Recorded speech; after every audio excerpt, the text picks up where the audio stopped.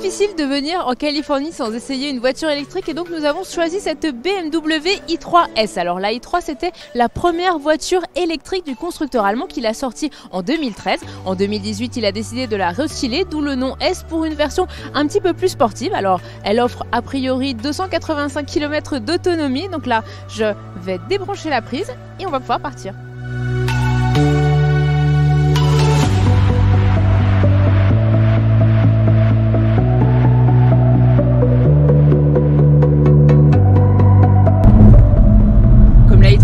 Voiture électrique, BMW a voulu créer une ambiance différente à l'intérieur de ses véhicules classiques. Il a donc revu le design de la planche de bord avec des matériaux qui rappellent plutôt des meubles. Il a aussi réorganisé les commandes. Par exemple, le levier de vitesse n'est plus situé en bas sous ma main droite, mais il est au volant pour pouvoir choisir entre drive ou marche arrière. Et puis on a aussi beaucoup plus d'espace, mais ça c'est dû à l'architecture du véhicule électrique. En effet, un moteur électrique est beaucoup plus petit, les batteries sont dans le plancher. On a donc beaucoup plus d'espace à l'intérieur pour une voiture, surtout qui sur les routes américaines paraît extrêmement petite.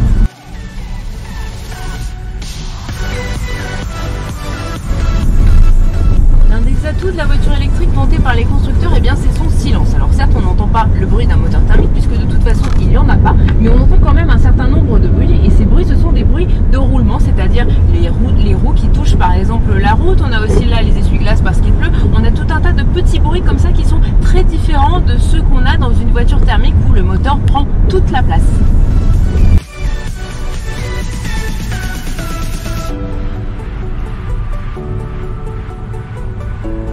Sur cette i3S, l'autonomie est annoncée à 285 km. Alors bien sûr ici, comme nous sommes aux États-Unis, tout est affiché en miles, mais en fait sur le petit écran juste derrière mon volant, en fait on a ici en miles affiché en bleu et bien l'autonomie qu'il me reste, juste au-dessus le nombre de miles que j'ai effectué sur mon trajet. Et puis ici à gauche, et bien il y a une petite pompe à essence. Alors vous allez me dire pourquoi, puisque c'est une voiture électrique. Et bien sur cette version américaine, il y a en fait un prolongateur d'autonomie. C'est un petit moteur thermique avec un réservoir pour de l'essence et qui permet de rajouter quelques dizaines de kilomètres si je tombais en panne d'électricité. C'est plus pour rassurer finalement le conducteur que pourrait être utile. En France, cette option était aussi proposée sur la première version de la i3. Elle ne l'est plus désormais ni en France ni en Europe, puisque en fait sur toutes les i3, eh bien, seulement 10% des gens utilisaient ce dispositif, même s'ils étaient au début plus de 70% à l'avoir acheté sur leur voiture.